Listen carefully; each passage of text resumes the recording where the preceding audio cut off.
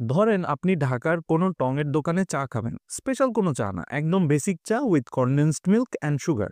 এখন এই টাইপের বেসিক চায়ের দাম কি ইউজুয়ালি ভ্যারি করে? না। দেখবেন অলমোস্ট সব টঙের দোকানেই এই টাইপের চা কারেন্টলি 10 টাকাতে সেল হচ্ছে। এখন আবার ধরেন আপনার এরিয়াতে এরকম 5টা টং আছে যেখানে এই চা বিক্রি করে। একটা দোকানে হঠাৎ করে বলল যে ওরা আজকের থেকে এই সেম চা 12 টাকাতে বিক্রি করবে। দাম কিন্তু মাত্র 2 টাকা বাড়ছে। বাট আপনি কি ওই দোকান থেকে আর চা খাবেন? আইডিয়ালি যদি চিন্তা করেন, দেখেন আপনি তাহলে কিন্তু আর ওই দোকান থেকে চা খাবেন না। কারণ সেইম চা ১০ টাকা দিয়ে আপনি আপনার কনভিনিয়েন্ট লোকেশনে আরো ৪ টা দোকান বিক্রি করতেছে, সেখান থেকে খেতে পারতেছেন। সো সাডেনলি কিন্তু এই সামান্য ২ টাকা প্রাইস বাড়ানোর জন্য ওই দোকানদার আপনার মতো অনেকগুলো কাস্টমার লুজ করে ফেলল। এই যে অল্প প্রাইস চেঞ্জ হওয়াতে কোনো প্রোডাক্টের ডিমান্ড কতটুকু চেঞ্জ হয়েছে, এইটার ভ্যালুটাই বেসিক্যালি ইলাস্টিসিটি অফ ডিমান্ড।